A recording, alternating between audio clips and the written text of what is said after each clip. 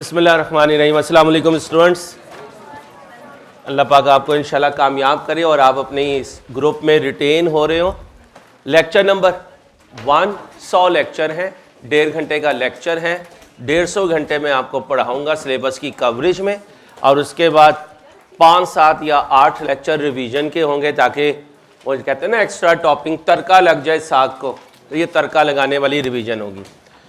Chapter number 1 property plant and equipment, intro में भी पढ़ा था, ठीक है।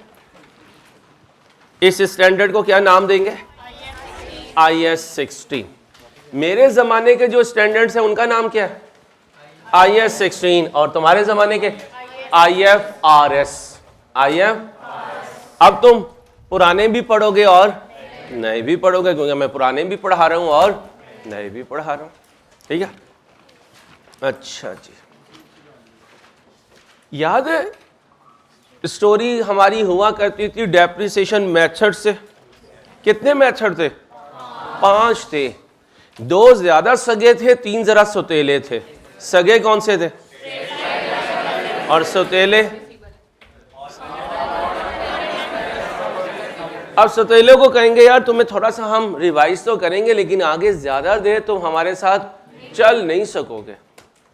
तो हमारे 2 ही दोस्त हैं, एक स्ट्रेट लाइन और एक रिड्यूसिंग बैलेंस मेथड। हेडिंग बनाइए डेप्रिसिएशन मेथड्स। लेक्चर नंबर जरूर लिखिएगा हर लेक्चर में। Depreciation methods. बच्चियां साथ हो जाएं प्लीज, साथ हो जाएं, साथ प्लीज। डेप्रिसिएशन मेथड्स कितने मेथड्स हैं? 5। लिस्ट डाउन करें। Number 1 straight line, number 2 reducing balance method, sum of year digit method, units method, और 5वां सर्विस आवर्स मेथड। रजिस्टर पे 5 मेथड लिखिएगा। कोई बच्चा बच्ची अपने आप को ज़्यादा सीनियर समझने की कोशिश ना करे, ठीक है। जब तक हम अपने आप को सीखने वाला समझेंगे, मेरे अल्लाह हमें सिखाएंगे इंशाल्लाह, अपनी कुदरत से सिखाएंगे। 5 मेथड्स लिखे। ऐसा मैं आपका रजिस्टर चेक किया करूँगा, कहाँ लिखा है, कहाँ लिखा आपने, तो फिर आप इंसान बन जाएं। वरना मेरे पास इंसान बनाने वाली मशीन है बेटा, जैसे एजेंसीज के पास है सॉफ्टवेयर, वो अपडेट करके बेचते हैं, ठीक है। 5 मेथड लिख लिए। हेडिंग बनाएं straight line method. Straight line method,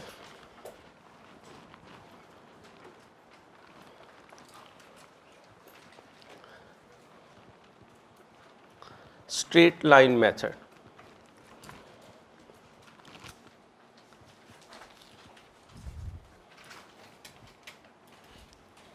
चलो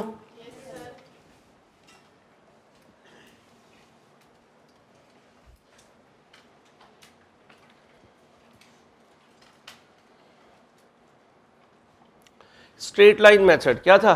depreciation was equal to cost minus divided by, depreciation was equal to into depreciation rate, ठीक। अगर रेजिडुअल वैल्यू नहीं होती थी तो दोनों एक दूसरे का इनवर्स होते थे। Rate if only residual useful life is given, तो rate was equal to 1 over useful life. और rate if residual value is given, तो इंट्रो की बुक में फॉर्मूला लिखा हुआ है cost minus divided by cost into, यहां तक पिछला ही है। अच्छा जी, अभी इसको छोड़ दें।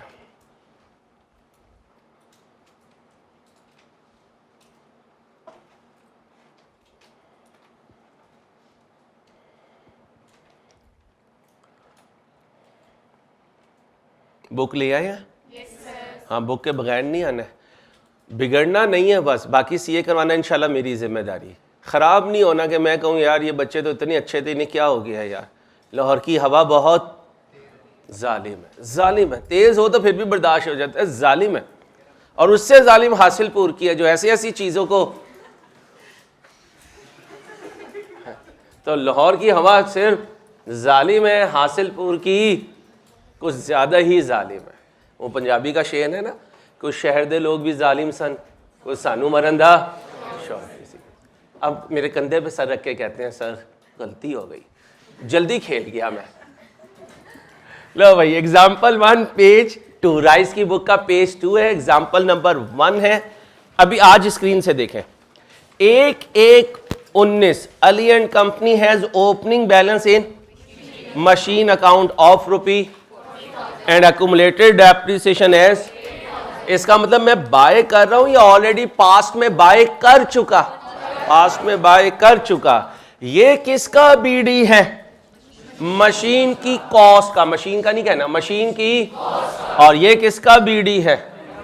मशीन का अकाउंट डेबिट नेचर का है और एक्युमुलेटेड डेप्रिसिएशन का अकाउंट क्रेडिट नेचर का। ये याद है हमें। इसका बीडी डेबिट पे आएगा, इसका बीडी, ठीक है। अली एंड कंपनी ने परचेज की है नई मशीन, कितने की? कब की? 1/4/19। मेथड कौन सा है? रेट क्या है? बनाना क्या है? यार एक बात जहन में रखना, एक बात जहन में रख लो, पढ़ाऊंगा तो चलो बाद में, ऐसे ही मैं अपना टाइम वेस्ट करूं ना। मैं गिरता हूं अल्लाह के फजल से, ना मुझे गिरे हुए बच्चे पसंद है। मुझे तो भाई जंगजू वाले बच्चे पसंद होते हैं, उन्हीं को पढ़ाने का भी मजा आता है, उनके साथ खेलने का भी मजा आता है। तो किसी की ईदी खत्म अगर हो चुकी तो वो शोक घर जाके मनाएगा कि ईदी खत्म हो गई, थोड़ी सी दी थी। यहां स्माइलिंग फेस होना चाहिए और एनर्जेटिक आवाज होनी चाहिए। मैं शाउटिंग नहीं कह रहा, पता चले चीखना शुरू कर दो, ठीक है, लेकिन कंपोज्ड वॉइस। क्या बनाना है और क्या बनाना है? हमें कौन सा अकाउंट अच्छा नहीं लगता? मशीन अकाउंट बढ़ गया यार। डेप्रिसिएशन क्यों? क्योंकि वो हर साल फिगर, स्ट्रेट लाइन में तो फिगर भी चेंज नहीं होती। लेकिन आज हम तीनों बनाएंगे क्योंकि कई साल तक नहीं बनाना, 1 साल का बनाना है। क्वेश्चन साइलेंट हो तो ईयर एंड कब होता है? ईयर स्टार्ट कब होता है? कितनी देर लोगे? 2 मिनट ले लो, ले लो 2 मिनट।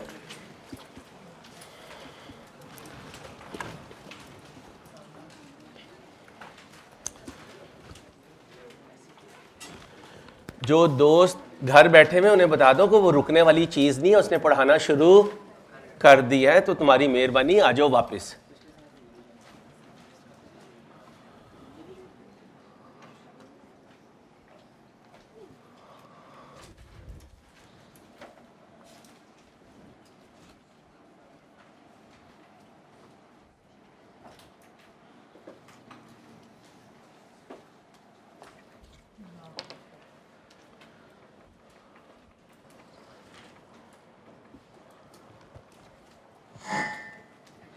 ये डरा के मारेंगे।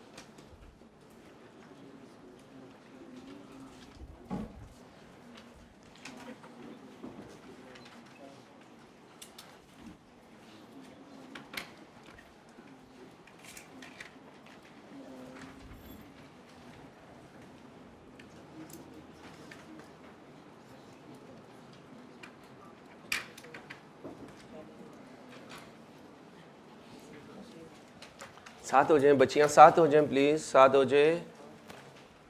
और आप टाइम पे आया करें बेटा। जी भाई, मशीन का बीडी बताएं। बातें नहीं बेटा, बैलेंस बीडी।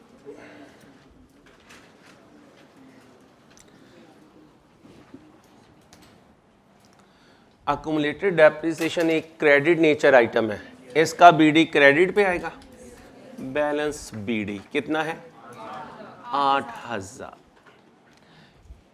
डेप्रिसिएशन एक्सपेंस का बीडी बताएं। इसका बीडी नहीं होता क्योंकि ये इनकम स्टेटमेंट आइटम है, ये दोनों इनका हमेशा ओपनिंग बैलेंस होगा। ये कॉन्ट्रा एसेट अकाउंट है और ये एसेट अकाउंट है। ओके, अली ने मशीन खरीदी। जब तक क्वेश्चन साइलेंट हो कोई भी बिजनेस इन 11 आइटम्स की ट्रेडिंग नहीं करता, यही सिखाया था।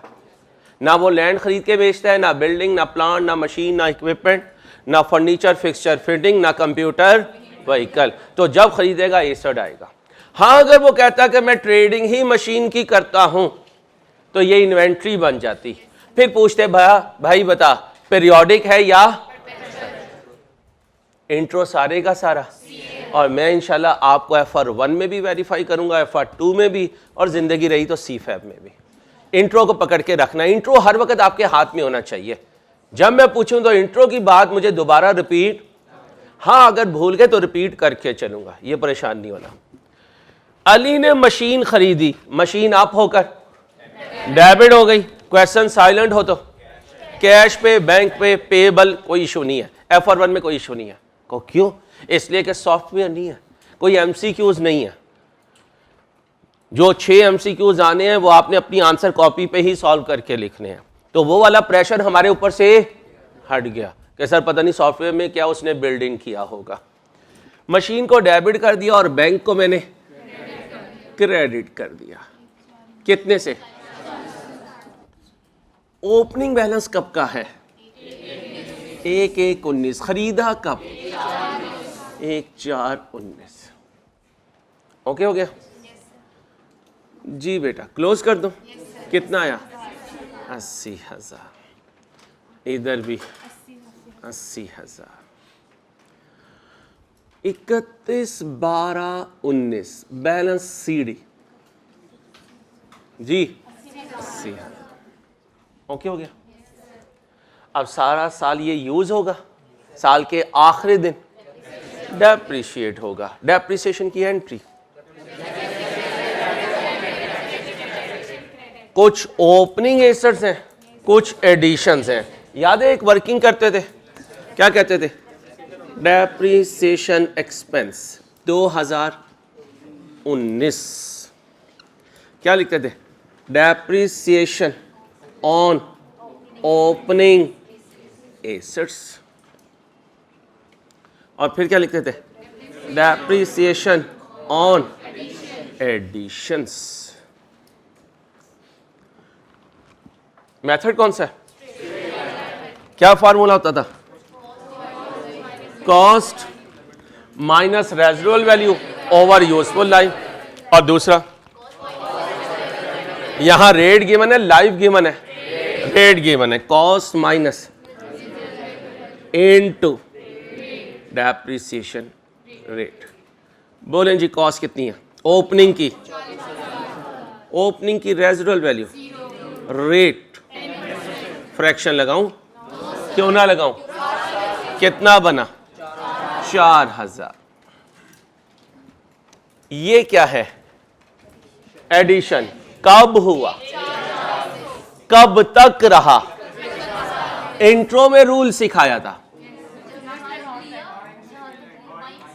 बाइंग से ईयर एंड। क्या बोला? दोबारा बोलो, एक दफा और, एक दफा और। शाबाश। कॉस्ट बोलो, रेजिडुअल वैल्यू बोलो, रेट बोलो, फिंगर्स पे काउंट करो, फिंगर्स पे, फिंगर्स पे, फिंगर्स पे। मैंने उंगलियां चुनवा देनी है दीवार के अंदर। हाँ, 9/12 बोलो जी, टोटल करो 7,000। आपके अम्मा अब्बा ने काफ़ी बातें सुनाई होंगी मुझे जब तुमने कहा होगा कि आज क्लास है ना? कहा होगा जालिम है, हमारे बच्चों पे जुल्म करता है। फिर जब वो आपको माशाल्लाह चार्टर्ड अकाउंटेंट देखेंगे तो खुश हो जाएंगे, अल्लाह ने चाहा तो। एंट्री बोलें जी, एक एंट्री कितने लेजर्स में जाती है? 2 में। इसे क्या करूं? डेबिट। अक्यूमुलेटेड डेप्रिसिएशन को वर्किंग नंबर, कितनी अमाउंट इधर आ गई, और यही 7000 यहां आ गया। इसको टोटल करो, 15,000। इसको टोटल करो, 15,000। आज मैं हाथ हल्का ही रखूंगा आप पे, टेंशन नहीं लेनी। ये क्या है? बैलेंस कितना? 15,000।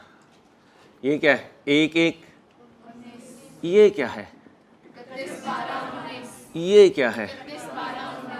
शाबाश। अब यहां क्या लिखूं? बैलेंस सीडी कितना? 7,000।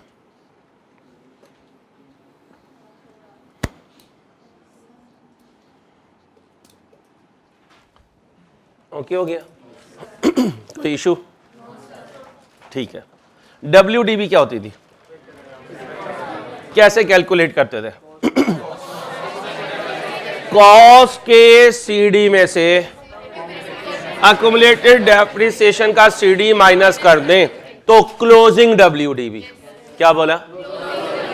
तो अगर ओपनिंग WDB चाहिए, ओपनिंग कॉस्ट में से ओपनिंग अक्यूमुलेटेड डेप्रिसिएशन माइनस कर दें तो क्या बनेगा? यहां तक ओके? अच्छा, WDB का फॉर्मूला क्या था? WDB का फॉर्मूला, अगर मैं कहूं यहां से अक्यूमुलेटेड डेप्रिसिएशन का फॉर्मूला बताओ।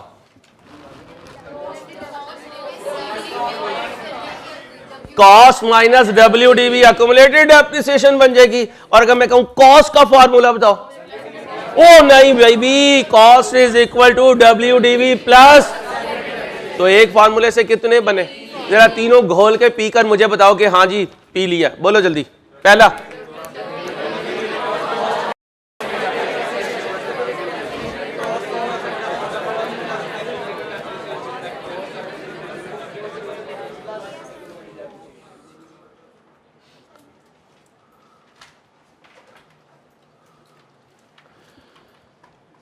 रिवाइज करवा दिया? रिवाइज कर लिया? ये क्या? ये भी रिवाइज कर लिया, ये भी कर लिया, ये भी कर लिया। अब सुनिएगा आगे। WDB is equal to accumulated depreciation equal to cost is equal to cost of an asset remains accumulated depreciation WDB। यहां तक पुरानी बात है। कौन सा मेथड हमने 30 में स्ट्रेट लाइन किया? ठीक, गुस्से में नहीं रहना, प्यार प्यार से, आराम से, गुस्सा नहीं करना बस। ये क्या? WDB करवाया था? जरा क्वेश्चन पढ़ो, क्वेश्चन पढ़ लें।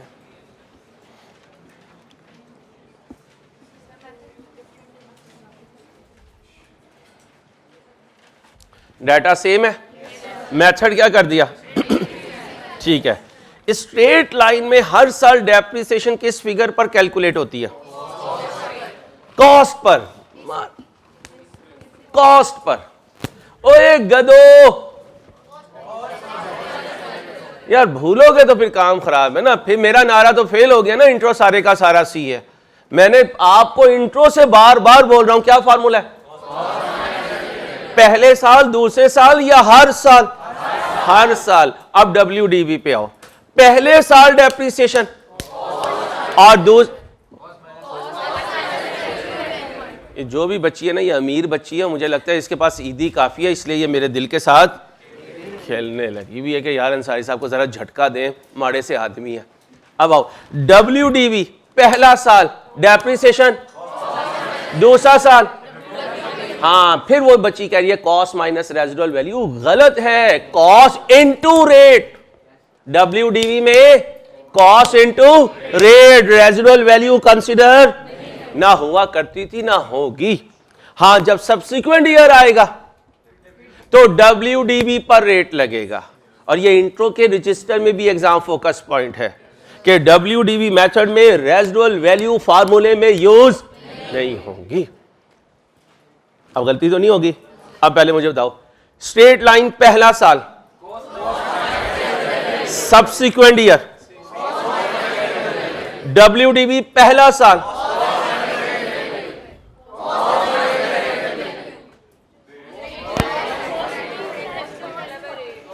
असल में ये जो घर का नशा होता है ना, इसे उतरते उतरते टाइम लगता है, और मैंने इंशाल्लाह एक ही हफ्ते में उतार देना ये नशा आपका। पक्का इलाज है मेरे पास सर। पहले दिन आए थे, अजीब अजीब हरकतें कर रहे थे, यकीन करो माशाल्लाह 2 दिन में रगड़ा लगा है, बिल्कुल सेट है। अब इनसे पूछो इनकी कितनी खाला है, 7 नहीं कहेंगे 6 कहेंगे, वो वाली भूल ही गए माशाल्लाह।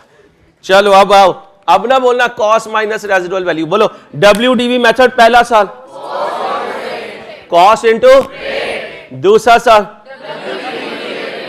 अब जरा ध्यान से और स्पॉन्टेनियसली बोलना है। स्ट्रेट लाइन पहला साल, straight line subsequent year, WDV पहला साल, WDV दूसरा साल। अब तो नहीं लाओगे उस चाची को अपनी, हाँ उस चाची को चाचे के पास रहने दो। WDV में रेजिडुअल वैल्यू का कोई काम नहीं है। अब इसकी जिंदगी में इसकी चाची का कोई रोल है? अगर चाची आ जाए घर में, ये उठ के बॉटल भी नहीं पिलाएगा, और खाला आ जाए तो खुद ही लेट जाएगा। आओ इधर, कौन सा मेथड? क्या सिखाने लगा? एडिशन। क्या सिखाने लगा? साल का, मशीन का, कितना, अक्यूमुलेटेड डेप्रिसिएशन का, दोनों में कोई तब्दीली आएगी? ओपन करो रजिस्टर, हेडिंग बनाओ WDV मेथड, हेडिंग बनाएं WDV मेथड जल्दी से।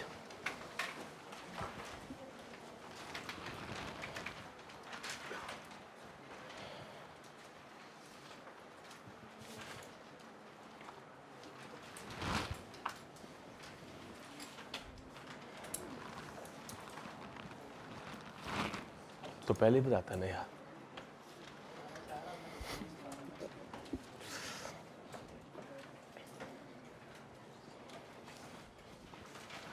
एडिशन हुआ है, एडिशन की एंट्री बताएं। Machine, debit, bank. इसका मतलब WDV मेथड से इस पर बना लो, फिर कॉपी कर लो, जल्दी से बनाओ WDV मेथड की हेडिंग बनाकर। पिछले पे कटिंग ना करना, 2 नंबरी ना मारना।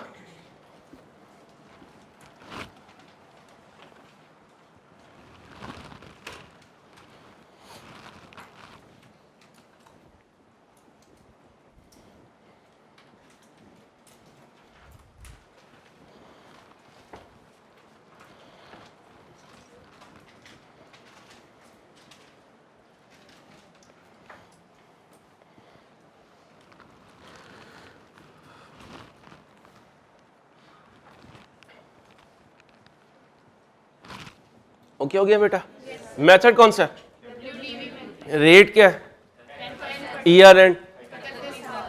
मशीन अकाउंट तैयार हो गया? अच्छा, अब मुझे बताएं अक्यूमुलेटेड डेप्रिसिएशन के फॉर्मेट में कहां तब्दीली आएगी? फॉर्मेट में कहीं तब्दीली नहीं आएगी, फॉर्मेट पूरा सेम रहेगा, सिर्फ क्या चेंज होंगी? वैल्यूज चेंज होंगी। क्या चेंज होंगी? वैल्यूज चेंज होंगी। ओके, डेप्रिसिएशन एक्सपेंस अकाउंट में फॉर्मेट में क्या तब्दीली आएगी? कोई तब्दीली नहीं आएगी, सिर्फ क्या चेंज होगी? वैल्यूज चेंज होंगी। तो कंक्लूड क्या हुआ? कंक्लूड क्या हुआ? कोई भी डेप्रिसिएशन मेथड हो, फॉर्मेट में कोई चेंज नहीं आना। इस वर्किंग में चेंज आना है जी, इस वर्किंग में चेंज आना है। क्या ये लिखूंगे डेप्रिसिएशन ऑन ओपनिंग एसेट? जी ये लिखें। क्या ये लिखूं डेप्रिसिएशन ऑन एडिशन? जी सर अंसारी ये लिखें, लेकिन सर अंसारी जब इसको कैलकुलेट करने लगे तो काइंडली जरा हाँ एक्टिव रहिएगा अंसारी साहब, सो ना जाइएगा, आपकी मेहरबानी, ठीक है, क्योंकि हम पहले से सोए हुए, तो जागते रहना है और अपने पे रहना है। साथ वाले का कंधा किराए का नहीं है, मेहरबानी आपकी। आ जाए डेप्रिसिएशन ऑन ओपनिंग एसेट। कौन सा मेथड है? ये जो ओपनिंग एसेट है ये अपनी जिंदगी के पहले साल में है या सब्सिक्वेंट में? अगर सब्सिक्वेंट में है तो इनकी डेप्रिसिएशन इनकी, और WDV का फॉर्मूला ये क्या है, ये क्या है, कॉस्ट कितनी है और अकुमुलेटेड डेप्रिसिएशन माइनस कर दूं, कितना बचा, ये 32,000 क्या है, WDV ऑफ ओपनिंग एसेट्स। पूरा बोलने भाई, FR1 हो गया, प्लीज बोलो। इस पर क्या लगा दूं, कितने परसेंट, फ्रैक्शन लगाऊं, क्यों ना लगाऊं, कितना बना, 3200। यहां तक कुछ पूछना हो, आगे चलूं। डेप्रिसिएशन ऑन क्या लूं, पहला साल है, पहला साल कॉस्ट, और अगर रेजिडुअल वैल्यू हो तो इसमें से नहीं करना, क्या करता है यार, residual value minus WDV method, पहला साल हमेशा कॉस्ट पे, रेट बोले 10%, एडिशन का रूल बोले, ये तो मुझे भी पता, फ्रैक्शन लगेगी, बाइंग से एक दफा और, कितना बना, 9 बाय बोलो 3000, टोटल 6000। ये क्या है, एंट्री बोले 6200, यहां पर भी 6200, 6200, यहां कितना लिखूं, 6000 जमा करें 14,200, 14,200, यहां पर 14,200।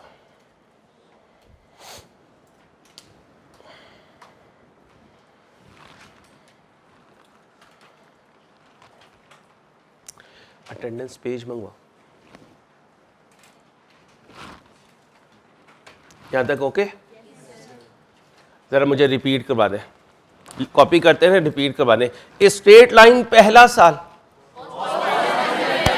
Straight line subsequent year, WDV पहला साल, सब WDV सब्सिक्वेंट ईयर, शाबाश। डेप्रिसिएशन की एंट्री बताएं, यहां तक ओके। अच्छा जी,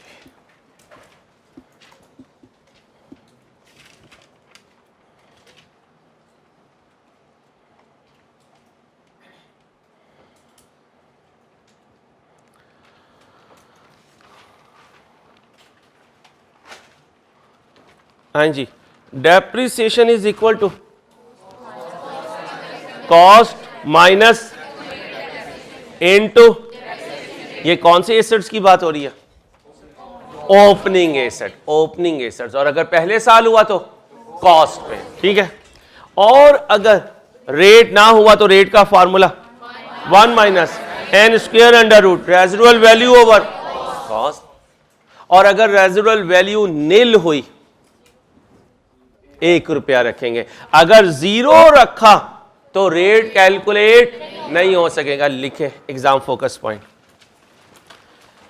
WDV मेथड में अगर हमने रेट कैलकुलेट करना है, WDV मेथड में अगर हमने रेट कैलकुलेट करना है और रेजिडुअल वैल्यू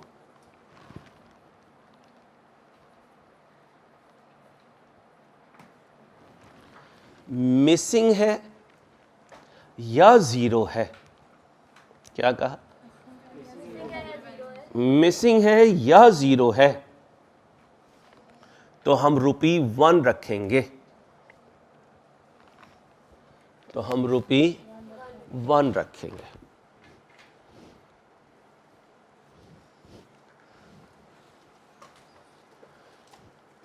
ये इसी स्लो कर दो। आइन जी, यूनिट्स ऑफ प्रोडक्शन या यूनिट्स मेथड या आउटपुट मेथड का फार्मूला क्या था, depreciation was equal to divided by multiply by जी रिस्पेक्टिव यूनिट्स ऑफ ईयर, और अगर इसको शॉर्ट करूं तो याद करें intro, depreciable amount was equal to cost minus residual value. तो डेप्रिशिएबल अमाउंट का फार्मूला क्या था, कॉस्ट माइनस, तो यहां भी क्या आ जाएगा, respective units of the year. यहां कोई चेंज नहीं आएगी, यूनिट्स की जगह सिर्फ आवर्स आ जाएंगे, बाकी सारी चीजें सेम हुआ करती थी। सम ऑफ ईयर डिजिट याद है, cost minus divided by into, to calculate sum of year digit का फार्मूला क्या था, n into n plus 1 over 2। लिहाज कर रहा हूं ना आज, हाँ पिछली चीजें ये भी करवा रहा हूं, कल करवाऊंगा डिस्पोजल, अभी जरा पिछला रिवाइज करवा रहा हूं, ठीक है। पहले दिन इंसान को सामने वाले मेहमान का लिहाज एहतराम करना चाहिए, इतनी दूर से सफर करके आ रहे हैं। आए जी, इंट्रो याद है, अच्छा। कैपिटल एक्सपेंडिचर, रेवेन्यू एक्सपेंडिचर याद है, अच्छा। जब शुरू की क्लासेस थी और एसेट को बाय किया था तो क्या कहा था, जो परचेज प्राइस है उसी से डेबिट कर दो और बैंक को क्रेडिट कर दो। फिर हम बड़े हो गए, जब हम बड़े हुए तो हमें पता चला ओहो, जब एसेट खरीदते हैं तो डायरेक्टली एट्रीब्यूटेबल एक्सपेंसेस भी इनकर करते हैं और फिर हमें कॉस्ट की डिटर्मिनेशन करनी पड़ेगी, और cost was equal to purchase price plus directly attributable expenses, यही कहा था। अटेंडेंस मार्क कीजिएगा, अपना नेम और राइज आईडी बच्चियां एक पेपर पे कर दीजिएगा, कोई बच्चा मिस ना हो।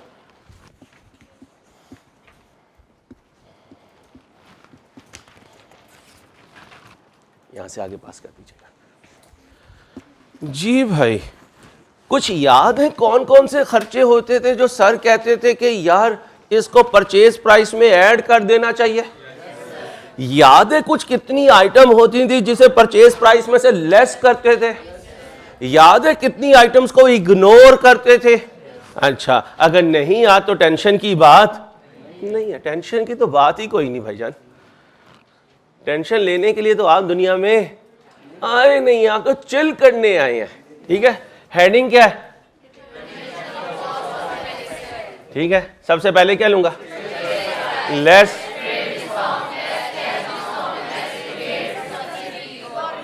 यहां ब्रैकेट में लिख लें गवर्नमेंट ग्रांट भी, और आपके FR1 के सिलेबस में है IS 20 गवर्नमेंट ग्रांट। आपने जिन्होंने बुक ले ली है उन्हें नजर आ रहा होगा, कंटेंट्स में लिखा हुआ है government grant.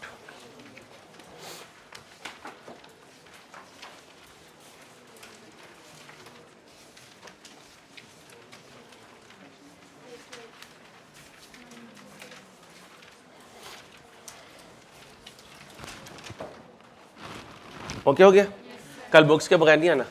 Carriage inward, add freight, octroi charges, assembling cost, insurance in, यहां बच्चा पेपर में गलती करके आता है। इसके अलावा दुनिया की कोई इंश्योरेंस हो वो एसेट की कॉस्ट में ऐड, तो लिखे इंश्योरेंस इन ट्रांजिट के अलावा, इसके अलावा कुछ नहीं।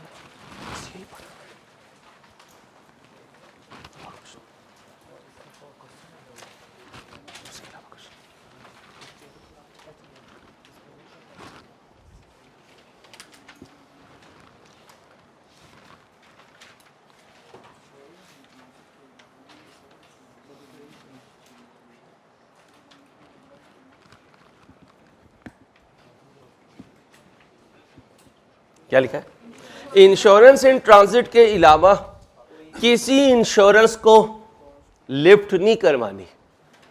भाई साहब मेहरबानी आपकी, असल में नसीहत मैं अपने भाई को कर रहा हूं कि खालू के अलावा किसी और खालू को लिफ्ट नहीं करवानी।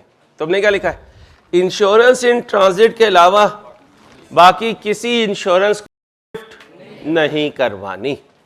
आगे चलो, एलसी जानते हो, एलसी, अलसी नहीं, अलसी तो एक सीड होता है, बीज होता है। एलसी लेटर ऑफ क्रेडिट सुना भाई, I2B में सुना था, इकोनॉमिक्स में सुना था। अब सुना भाई, सुनो भाईजान अपने खालू जान के एजाज में एक शीश महल चाहते हैं। क्या चाहते हैं?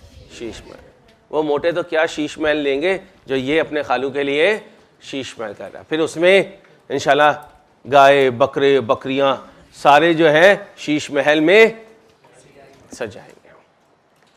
अब जब ये वहां ऑर्डर करता है बेल्जियम में कि यार शीश महल चाहिए, तो वो कहते हैं भाई आपकी क्रेडिट रेटिंग अच्छी नहीं है। क्रेडिट रेटिंग जानते हैं? जैसे माशाल्लाह पाकिस्तान की क्रेडिट रेटिंग नीचे से पहले नंबर पे है। IMF लिस्ट बनाता है तो लास्ट में पाकिस्तान आता है। बस उन्हें उल्टा होके देखें तो पाकिस्तान पहले नंबर पे होगा, लेकिन वो देखते सीधा है। चलो, अब इनकी क्रेडिट रेटिंग खराब है तो वो क्या कहते हैं कि भाई हम आपको उधार पे नहीं दे सकते। ये जाता है मेज़ान बैंक। मेज़ान बैंक इसे कहते हो चार्टर्ड अकाउंटेंट आया, FC आदमी है यार, इसकी तो ऑडिट फर्म माशाल्लाह बहुत इस्टेब्लिश हो चुकी है। ये कहता है कि यार बाहर वालों को तो नहीं पता ना, अभी मैं इंटरनेशनल लेवल पे अभी काम नहीं कर रहा और मुझे चाहिए शीश महल। तो बैंक कहता है नो प्रॉब्लम, हम आपका लेटर ऑफ क्रेडिट ओपन कर देते हैं। क्या कर देते हैं? Letter of credit. ये पेमेंट किसे दे देता है? बैंक को। या पेमेंट नहीं देता, ये भी हो सकता है। बाज़ दफ़ा जो नेस्ले वगैरह हैं, बड़ी कंपनीज हैं, वो समटाइम पेमेंट नहीं करते, लेकिन लेटर ऑफ क्रेडिट इशू हो जाता है। आमतौर पे पेमेंट से होता है। अब जब बैंक इन्हें लेटर ऑफ क्रेडिट इशू कर देता है तो ये वो LC का डॉक्यूमेंट सप्लायर को भेज देते हैं। सप्लायर को ये गारंटी मिल जाती है, श्योरिटी मिल जाती है कि अब पेमेंट में हमें अहमद से लिंक नहीं करना पड़ेगा। किससे करना पड़ेगा? बैंक से करना पड़ेगा। इसलिए वो जो शीश महल है उसको भेज देते हैं, डिस्पैच कर देते हैं। तो जब कभी FR1 में क्वेश्चन आया और कहीं परचेज प्राइस मिसिंग हुई तो उसकी जगह क्या वर्ड लिखा हुआ होगा? Letter of credit opening charges. क्या?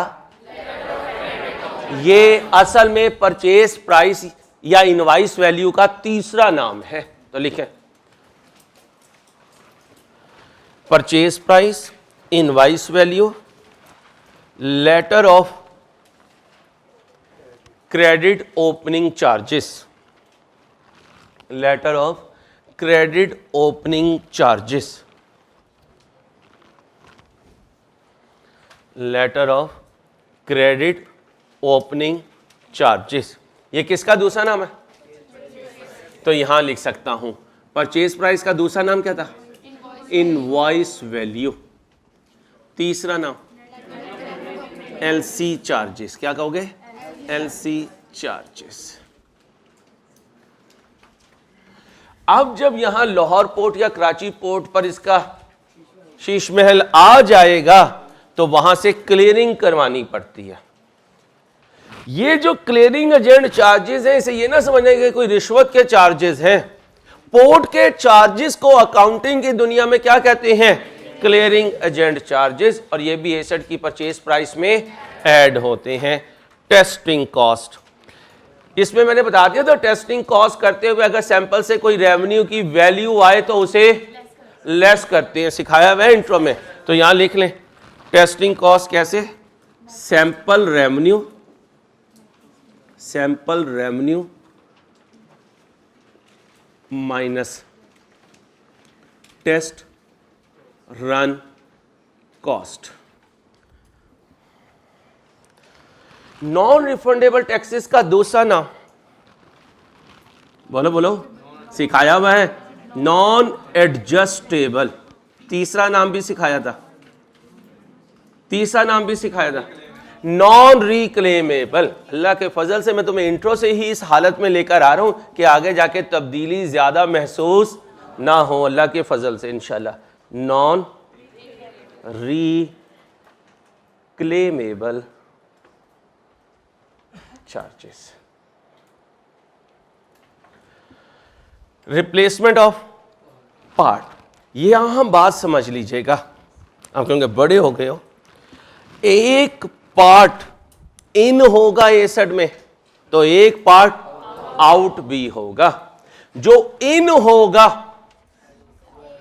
वो एसेट की कॉस्ट में ऐड होगा, जो आउट होगा से कुछ नहीं करना, वो आपकी स्क्रैप वैल्यू होती है। क्या होती है? स्क्रैप वैल्यू होती है और उसको क्वेश्चन में कुछ नहीं करना, उसको अदर इनकम का पार्ट बनाते हैं। तो लिखो, जाने वाले पार्ट से जो कुछ स्क्रैप वैल्यू मिलेगी, जाने वाले पार्ट से जो कुछ वैल्यू मिलेगी उसको स्क्रैप वैल्यू कहते हैं।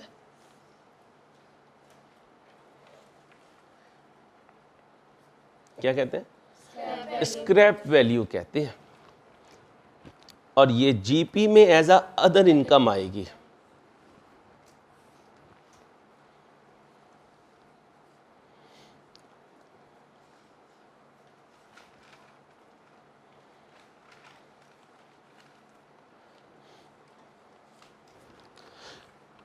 यहां तक okay? What do you mean by dismantling cost? अब मेरी बात समझिएगा, हर एसेट ऐसा नहीं होता कि टेबल पे रखें और उसको यूज कर लें, ऐसा नहीं होता। आपने बिजनेसेस के सीएफओ बनना है। जब आप उन बिजनेसेस की फैक्ट्रीज पे जाएंगे तो सम टाइम कई कई कनाल्स पर सिर्फ प्लांट जो है वो इंस्टॉल हुआ होगा, और ऐसा नहीं होगा वो प्लांट को राके उन्होंने फर्श पे रख दिया होगा। उसके लिए प्रॉपर साइट प्रिपेयर की जाती है, उसे कहते हैं साइट प्रेपरेशन कॉस्ट। ठीक है। अब अगर जो प्रोजेक्ट आपने लगाया उसकी लाइफ 20 साल है, तो 20 साल के बाद ये प्लांट स्क्रैप आउट होगा, डिस्पोज ऑफ होगा, तो फिर साइट तो प्रिपेयर हुई भी है, तो उस साइट को क्या करना पड़ेगा? प्लेन करना पड़ेगा, तोड़ना पड़ेगा, उसको नॉर्मलाइज करना पड़ेगा उस जगह को। उसको नॉर्मलाइज करते हुए आपको रिमूविंग कॉस्ट इनकर करनी पड़ेगी। क्या करनी पड़ेगी? कोई मजदूर को दे रहे होंगे, कोई और काम कर रहे होंगे, उसे कहते हैं डिसमेंटलिंग कॉस्ट। क्या कहते हैं? अब होता क्या है, एक एसेट जब इन होता है तो उसके लिए साइट प्रिपेयर होती है, और जब ये एसेट 10 साल के बाद हमें छोड़कर जाएगा तो साइट को रीअरेंज करना पड़ेगा, डिसमेंटल करना पड़ेगा। लेकिन ये कॉस्ट इनकर कब होगी? 10 साल के बाद। क्यूएम वाले टीचर ने प्रेजेंट वैल्यू का कॉन्सेप्ट दिया था। आप एसेट को डेबिट कब कर रहे हैं? आज। डिसमेंटलिंग कॉस्ट इनकर होगी 10 साल के बाद, तो उस 10 साल के बाद वाली वैल्यू की आज प्रेजेंट वैल्यू कैलकुलेट करनी पड़ेगी। फिर उस present value of dismantling cost को एसेट की कॉस्ट में ऐड करेंगे। यहां तक ओके? अब सुनो, इंट्रो और FR1 में जब क्वेश्चन में डिसमेंटलिंग कॉस्ट आएगी और क्वेश्चन साइलेंट होगा, तो ये मीनिंग है कि ये ऑलरेडी प्रेजेंट वैल्यू में कन्वर्ट हो चुका। फिर यही कॉन्सेप्ट FR2 में आएगा। कहां आएगा? उस वक्त इसका नाम बदल जाएगा, इसे डीकमीशनिंग कॉस्ट कहा जाएगा। क्या कहा जाएगा? क्या कहा जाएगा? तो आज भी लिख लो, हो सकता है FR1 में वो वाली टर्म यूज कर दे तो तुम परेशान हो। ये कौन सी कॉस्ट है? डिसमेंटलिंग कॉस्ट का दूसरा नाम डीकमीशनिंग कॉस्ट।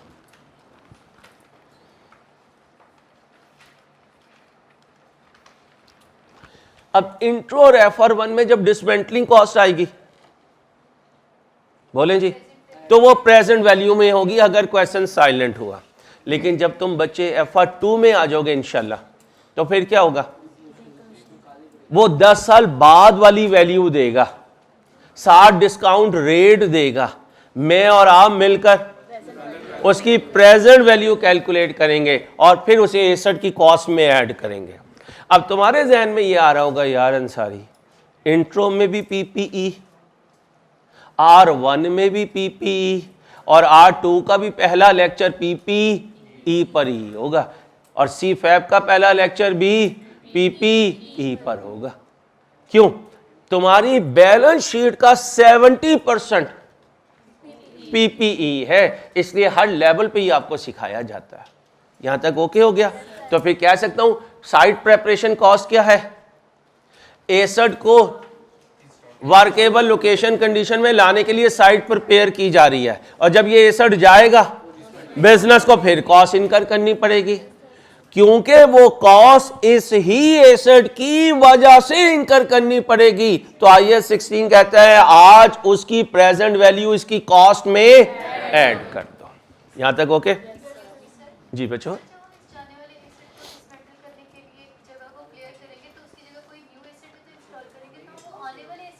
जी बच्चों एक बात ध्यान में रखना, जब आप आगे बिजनेस में जाएंगे तो एक प्लांट जब डिस्पोज ऑफ करेंगे, उसे डिसमेंटल करेंगे, तो उसकी जगह दूसरा प्लांट आएगा, एग्री, लेकिन उसके लिए साइट प्रेपरेशन दोबारा होगी, क्योंकि वो प्लांट पता नहीं किस हैयत का होगा, उसकी क्या शक्ल होगी, उसके लिए साइट कैसी रिक्वायर्ड होगी। तो ये ना समझे एक एसिड गया तो वो चला गया, उस जैसा एक और एसिड आ गया, ऐसा नहीं होता।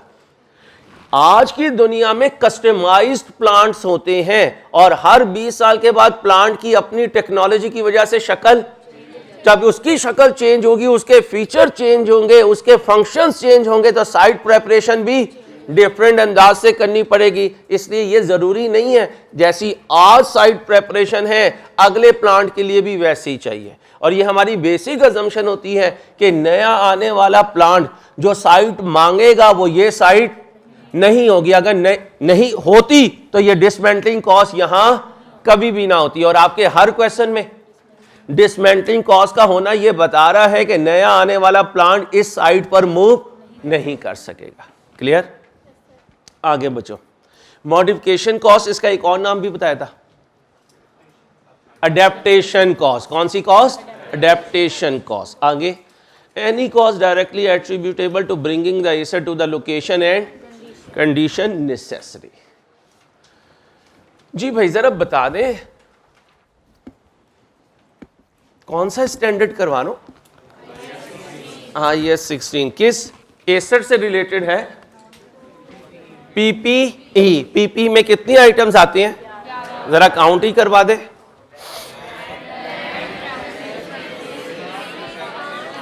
ठीक है ठीक है। आए जी, ये क्या है?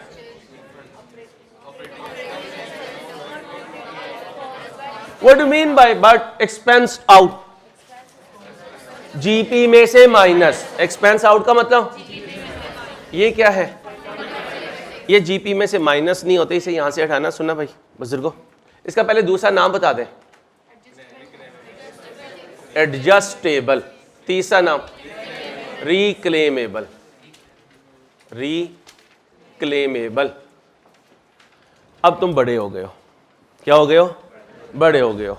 ये हमारी गवर्नमेंट, हमने शहबाज शरीफ सरकार को 200 रुपए दिए। उन्होंने कहा ठीक है ये तुम्हें वापस मिल जाएंगे जब तुम फलां फलां कंडीशन पूरी कर दोगे। हमने एसर खरीदते में टैक्स दिया लेकिन बाद में वापस आ जाएगा। हम अज्यूम कर रहे हैं कि वापस आ जाएगा। अब मुझे बताओ, मैंने कोई पैसे दिया और वो वापस आ जाएंगे तो वो मेरा एक्सपेंस या रसीवेबल? रसीवेबल। तो जब कभी रिफंडेबल टैक्स दिया करूंगा, जब कभी, तो एक्सपेंस को डेबिट, नाम बता रहा है रिफंडेबल, एडजस्टेबल, रिक्लेमेबल, तो इसमें किसे डेबिट करूंगा? रसीवेबल को डेबिट करूंगा। और ये रसीवेबल कहां से होगा? रसीवेबल फ्रॉम, बोलो बोलो, फ्रॉम गवर्नमेंट डेबिट और बैंक। ये नई बात है, इंट्रो में नहीं थी, लिख लो।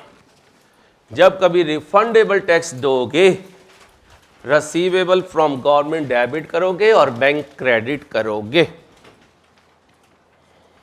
कोई बच्चा कोई बच्ची मिस ना हो जाए काइंडली।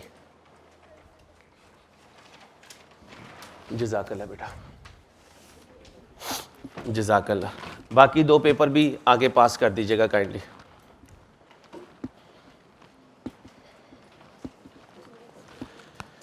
जनरल ओवरहेड्स को जीपी में से माइनस करोगे, अपोर्शनड ओवरहेड्स को माइनस करोगे, स्टाफ ट्रेनिंग कॉस्ट को एक्सपेंस, रिपेयर कॉस्ट एक्सपेंस। अब यहां रुक जाओ, रिपेयर हो, मेंटेनेंस हो, ओवरहालिंग कॉस्ट हो, अगर ये खामोश हैं तो एक्सपेंस है, और अगर इनके करने से 5 में से तो फिर ये एसड है। वो 5 गिनवा दो, वो 5 गिनवा दो।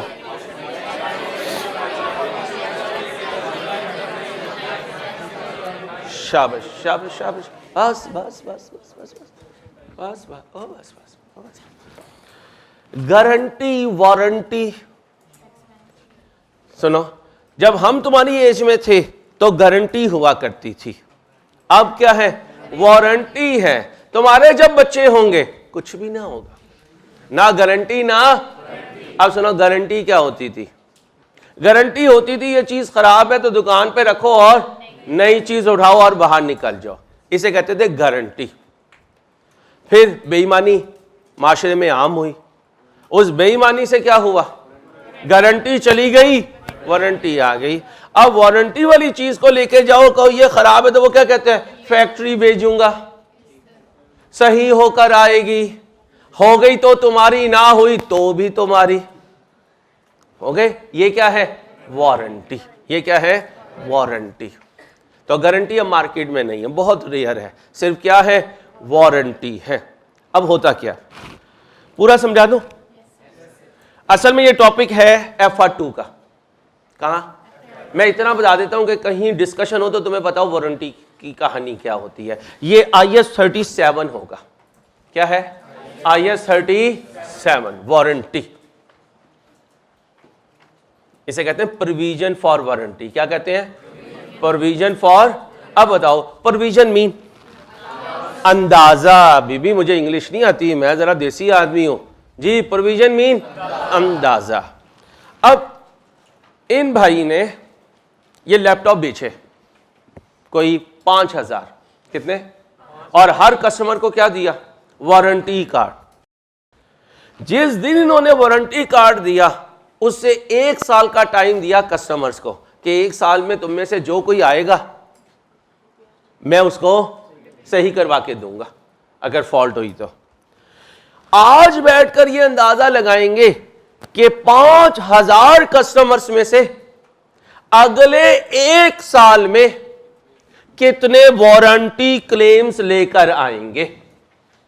तो इन्होंने क्या लगाया? अंदाजा। किसका? वारंटी का। इसलिए इस टॉपिक को क्या कहते हैं? Provision for. और आपको पता है प्रूडेंस कहता है, क्या कहता है? हकीकी खर्चा भी होगा और अंदाजे का खर्चा भी होगा। याद करो, माजी का गम, फ्यूचर का गम। तो ये फ्यूचर का गम है और प्रूडेंस कह रहा है अंदाजा लगा के इसे खर्चों में लिख दो, लेकिन वारंटी क्लेम कभी एसेट की कॉस्ट में ऐड नहीं होगी। यहां तक क्लियर? कोई कंफ्यूजन? कहां सिखाऊंगा? अच्छा, पता है FR1 का भी नहीं चलना। 3-3.5 महीने का कि 31 जुलाई, आज क्या 27, 3 महीने 3 दिन बाद तुमने फ्री हो जाना और अगले 1 महीने के बाद FR2 और उसके बाद वो गए C-FAB में इंशाल्लाह। अगर ऐसे चलोगे तो वाकई CA ऐसे ही होता है। मैं एडमिशन ऑफिसर नहीं हूं जो मैं आपको कहूंगा कि यार ऐसे होता है। मैं इंशाल्लाह यहां प्रैक्टिकली आपके साथ ऐसे ही करूंगा, अल्लाह ने चाहा। बस अल्लाह दुआ क्या करे, आपकी भी सेहत कायम रहे, मेरी भी हिम्मतें बाकी रहे इंशाल्लाह। ठीक है? ये क्या है? Admin cost. ये क्या है? कॉस्ट रिलेटिंग टू एरर्स और मिस्टेक। ये आपको कॉस्ट अकाउंटिंग वाला टीचर सिखाएगा। अगर वहां पहुंचने तक उसने ना सिखाया, उन्होंने ना सिखाया, मेरे छोटे हैं इसलिए मैं उसके कह देता हूं, उन्होंने ना सिखाया तो इंशाल्लाह मैं सिखाऊंगा, टेंशन नहीं लेनी। ठीक है? आगे चलो। ईद के दिनों में अच्छे खासे हाथ साफ हो गए थे, चुट्टे हो गए थे। फेयर एंड लवली नहीं मिली, चुट्टे कहां से होना था यार। दुआ क्या कर ओरिजिनल मिल जाए। नहीं दो, वो कॉस्मेटिक वाला किधर है? भाई साहब कैसे हैं? ईद कैसी गुजरी? चूड़ियां लगाई थी?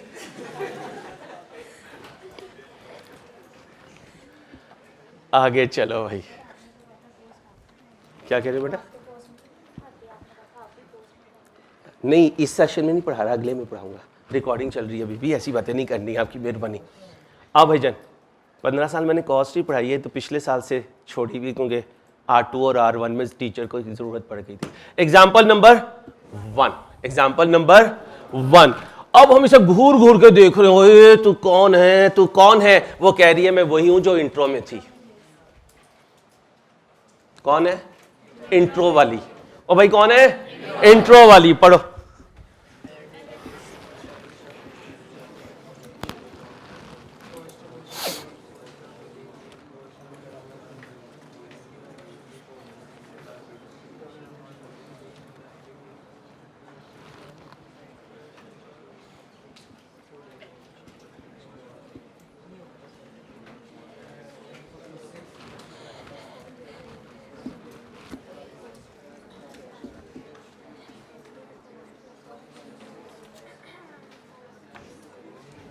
जी भाई, an entity, entity mean business, purchase sum, invoice का मतलब इनवाइस फॉर द मशीन यानी bill, the invoice for the machinery showed the cost of machine, cost of delivery, 12 month की।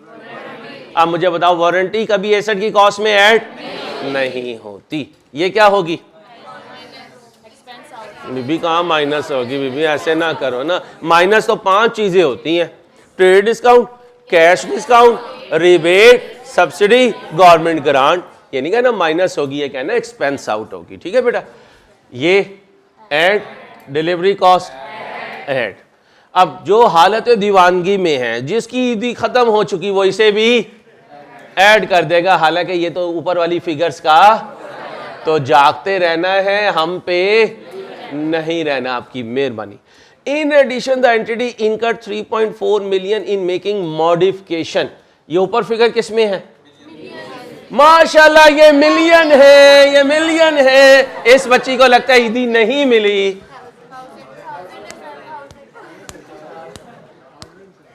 अहमद मुझे बार बार कुछ कह रहा है, मैं बार बार भूल जाता हूं।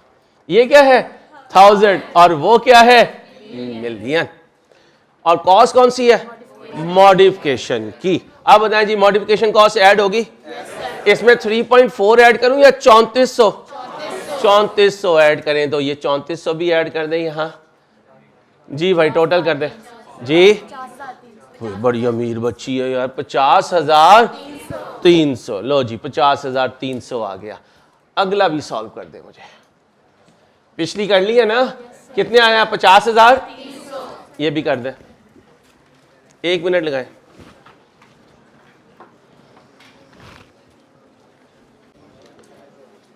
जी भाई, अब बिजनेस एक्वायर्ड न्यू प्रेमिसेस यानी बिल्डिंग वाली फैमिली से बिलोंग करता है। किससे? कितने का? सिर्फ 400 मिलियन का। कब? बच्चियों पढ़ाने दें प्लीज। एक in the period to the year ended 31 March 15, यानी अभी 3 महीने बाकी थे।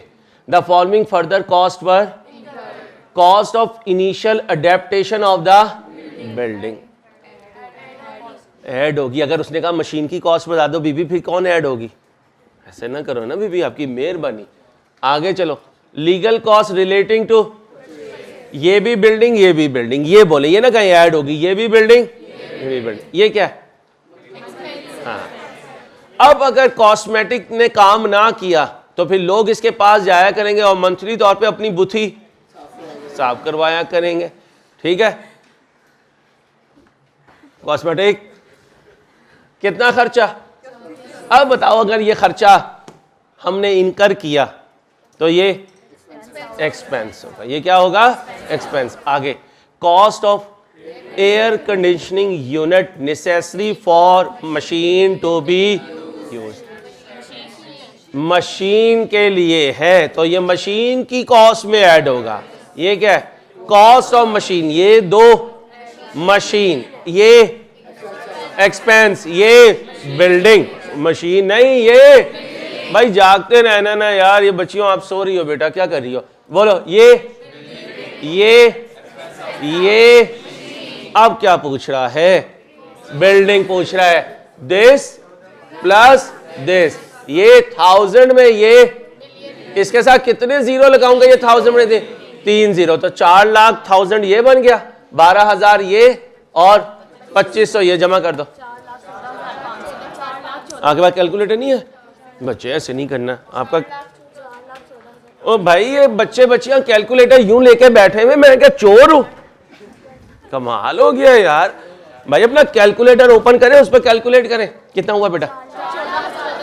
कहां पूछ रहा है? अगर मैं इसे चेंज करूं और मैं कहूं यार इनकम स्टेटमेंट में क्या जाएगा, तो ये जाएगा। और अगर मैं कहूं मशीन में क्या जाएगा, पुरानी बातें रिवाइज करवा रहा हूं।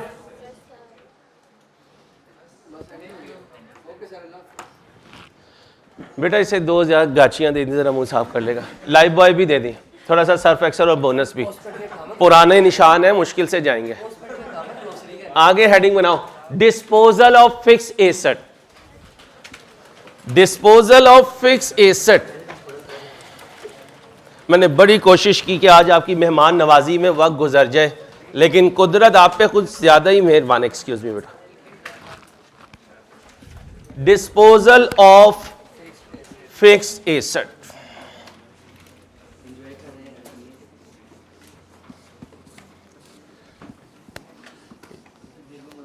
ये हाँ, तो तुम मेरे पे जूते लगाने के लिए आए क्लास में?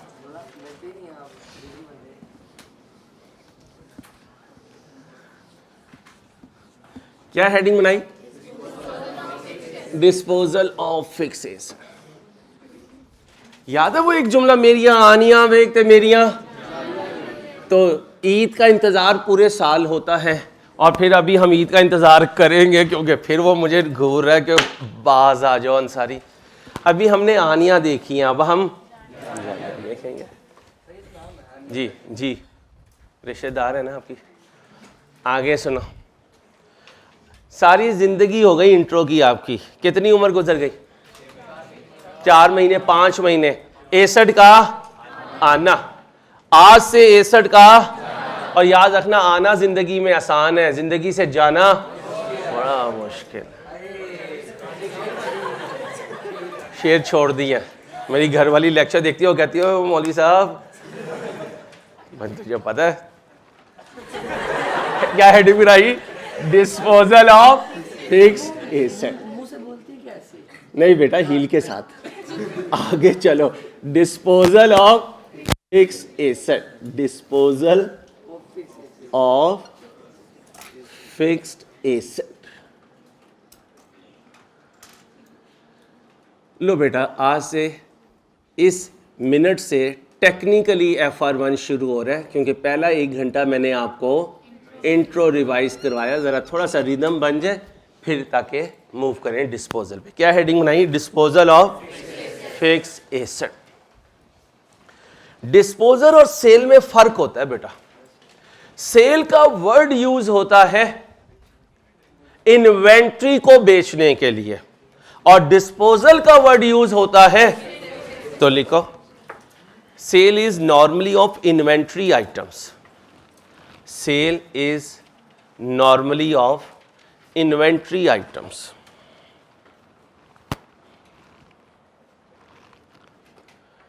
Disposal is normally used for fixed asset departure, for fixed asset departure from the entity's premises। Entity के प्रेमिसेस से फिक्स एसेट का निकलना क्या कहलाता है बेटा? डिस्पोजल। क्या कहलाता है? डिस्पोजल। बेटा जब एसेट बिजनेस में इन होता है, बच्चों बातें नहीं बेटा, जब एसेट बिजनेस में इन होता है तो एसेट अकाउंट डेबिट होता है। जब हम सप्लायर को वापस कर दें तो एसेट अकाउंट क्रेडिट होता है, और अगर हम उसकी लाइफ पूरी होने के बाद उसे जाकर ऑक्शन सेंटर में डिस्पोज कर दें फिर भी एसेट अकाउंट क्रेडिट होता है। तो asset account asset account asset account asset account 3 दफा सुने, याद करें। इंट्रो ड्राइंग्स हुई हैं फिक्स एसेट की शक्ल में। एंट्री बोले, टेस्ट का पॉइंट ड्राइंग्स वाला साइड पे लिख लो जी। उधार पर खरीदा हुआ एसेट वापस कर दिया, वो एक क्रेडिटर कहां से आ गया? बीबी फिक्स एसेट में क्रेडिटर नहीं होता। Account payable debit, fix asset, ये दोनों बातें इंट्रो में सीख के आ चुके। तो नई बात क्या है? ड्राइंग इंट्रो में सिखाई थी, रिटर्न इंट्रो में सिखाई थी, आज क्या सिखा रहा हूं? डिस्पोजल सिखा रहा हूं। हेडिंग बनाइए, format of fixed asset account. Format of fixed asset account. क्या कहा? Format of fixed asset account.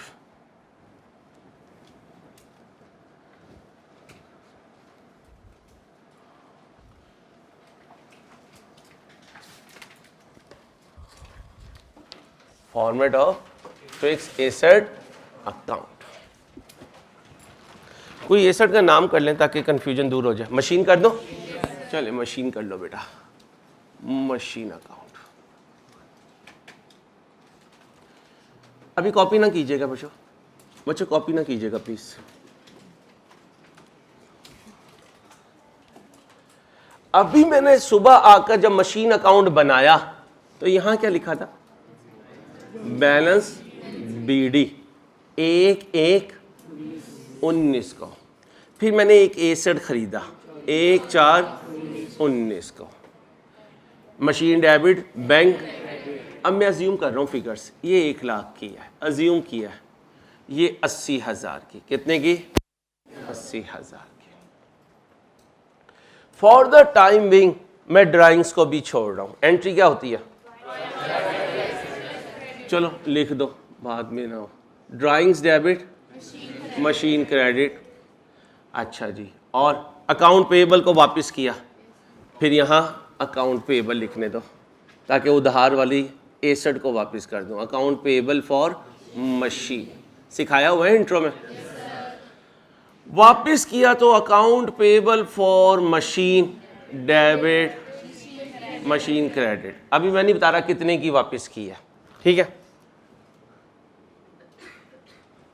अब गौर से सुनिएगा, एक एसेट अपनी लाइफ पूरी कर गया, यूजफुल लाइफ, याद है ना, यूजफुल लाइफ के एंड पे मैंने उसे उठाया, कहां ले गया, ऑक्शन सेंटर, और प्रैक्टिकली बेच दिया, प्रैक्टिकली बेच दिया। यहां रुक जाओ जरा, रुक गए, ठीक है। जब मैंने एसेट खरीदा था तो कॉस्ट हकीकत थी, रेजिडुअल वैल्यू अंदाजा था, रेजिडुअल वैल्यू यानी एसेट खरीदते हुए अंदाजा लगाना कि ये अपनी यूजफुल लाइफ के एंड में कितने का बिक जाएगा, ये रेजिडुअल वैल्यू होती थी, ठीक है। लेकिन आज अंदाजा नहीं है, ये एसेट अपनी लाइफ पूरी कर गया। आज प्रैक्टिकली मैं यहां से इसे उतार चुका हूं और यही एसेट मेरे कंधे पे है। जब मैं ऑक्शन सेंटर पहुंचा तो अब मैंने एसी दे दिया, पैसे, इसे कहते हैं सेल प्रोसीड्स।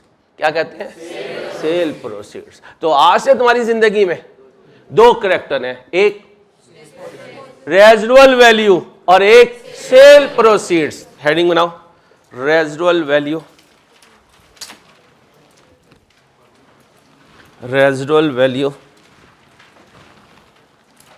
ब्रैकेट में लिखो अंदाजा। कब लगाया था बेटा ये अंदाजा, हाँ लिखो at the time of purchase. ये अंदाजा लगाया था eight the time of purchase.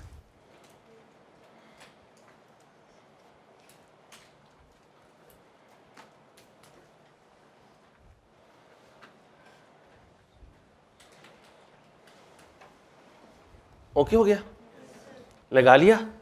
कब लगाया अंदाजा, अब लिखो सेल प्रोसीड्स, इसके नीचे लिखो सेकंड बुलेट में सेल प्रोसीड्स। ये क्या है, हकीकत। ये क्या है, हकीकत।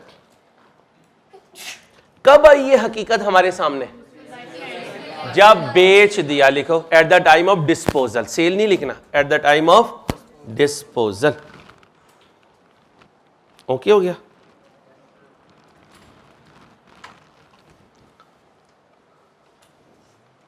अब सुनना, कोई फिगर अज्यूम करो कि इतने की मशीन ले गया ओनर, नहीं इतनी रहो ना जितना जेब में पैसा हो। यार वे भी कमाल ही है, तुम पक्के लाहौरिये बन गए हो। हम ये यही करते हैं, जेब में 2000 होते हैं, सौदे हम 50 करोड़ के कर रहे होते हैं।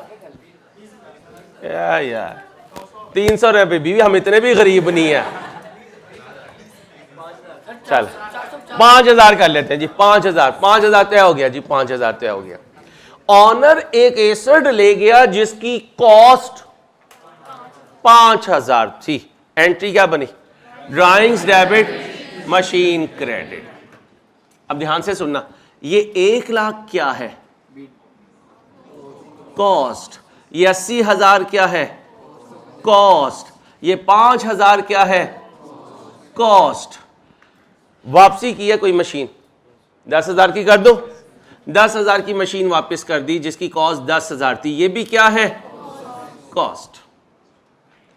तो कह सकता हूं मशीन डेबिट हो रही है अपनी कॉस्ट से और ये अकाउंट क्रेडिट भी हो रहा है अपनी कॉस्ट से।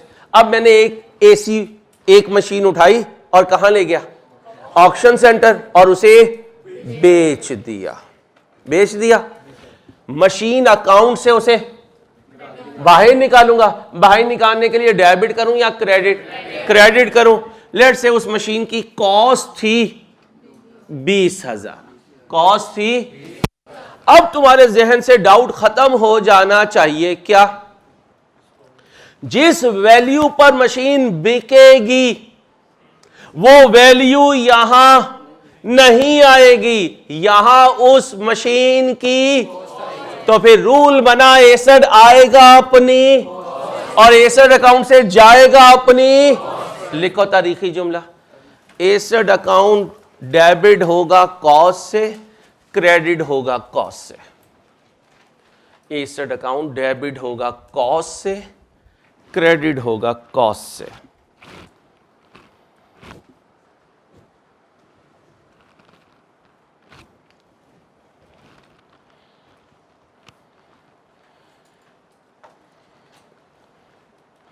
अच्छा यार, जब तुम पहले दिन बायो से निकल के अकाउंटिंग में आए थे तो अकाउंटिंग हेड्स घर से लाए थे?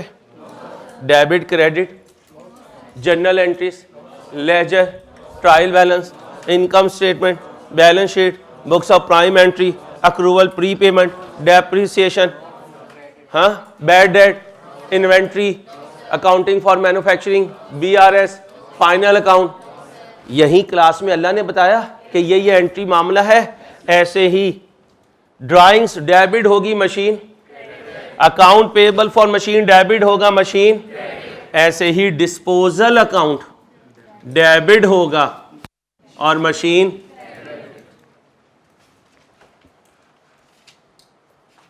अब सुन ले, मशीन जिंदगी में कितनी दफा क्रेडिट हो सकती है? 3 दफा, या तो या वापिस हो जाए या लाइफ पूरी करके डिस्पोज ऑफ हो जाए। अब लेजर क्लोज कर दो, टोटल करो। 1,80,000, दूसरी तरफ भी 1,80,000, बैलेंस CD बोलें जी, 1,00,000 जी। नहीं बीबी ऐसे ना करें, अभी तो बताया कि ये जाने वाले की ड्राइंग्स में गया, कितनी कॉस्ट थी? 5,000। जब वापस किया तो कॉस्ट कितनी थी? जो एसेट में ऑक्शन सेंटर में जाकर बेचना नहीं है, डिस्पोज ऑफ कराया, उसकी कॉस्ट 20,000। अब आपके जहन में आ रहा है सर वो सेल प्रोसीड्स कहां गई? वो कल के दिन आएगी ना, ठीक है? ओ भाई, मैं कुछ बोलूं और बोल के चुप हो जाऊं, इसका मतलब वो चीज आएगी, पूरे जाहो जलाल के साथ आएगी, लेकिन अपने वक्त पे आएगी। भाईजान सुन लिया? उन्हें सुनाने के लिए करता हूं, और किसी से मैंने क्या मजाक करना। चलो भाई, अब गौर से सुनो।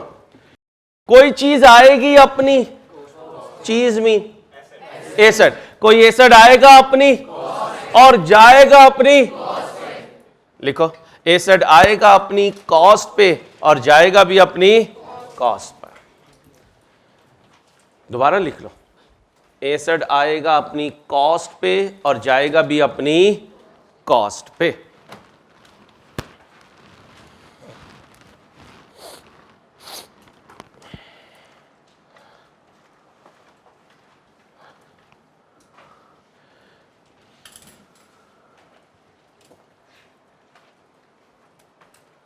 एक दिन ये अपने अब्दुल्ला को गुस्सा चढ़ गया, अम्मा से ईदी मांग रहा था, 5,000 का नोट लूंगा वरना मैंने लेनी नहीं।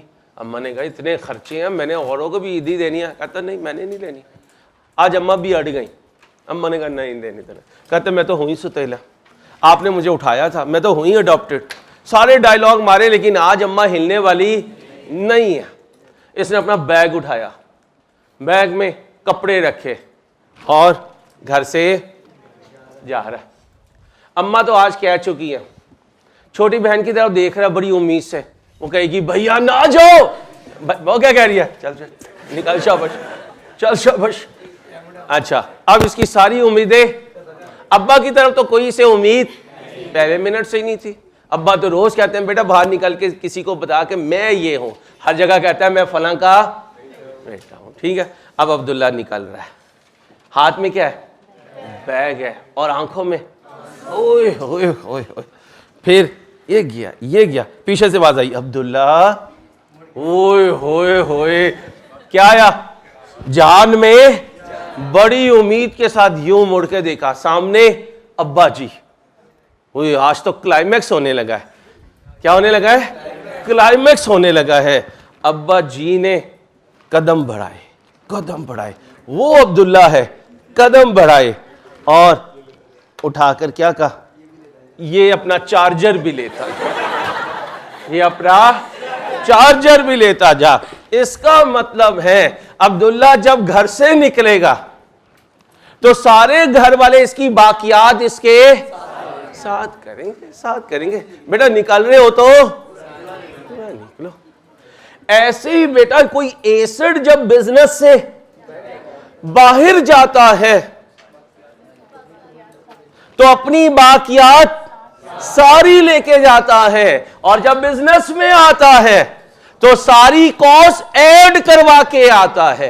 इसलिए यहां परचेज प्राइस नहीं लिखते, एट्रीब्यूटेबल एक्सपेंसेस ऐड करके लिखते हैं। तो रूल ये है, आएगा सारी बाकियात शामिल करवा के और जाएगा सारी बाकियात के साथ।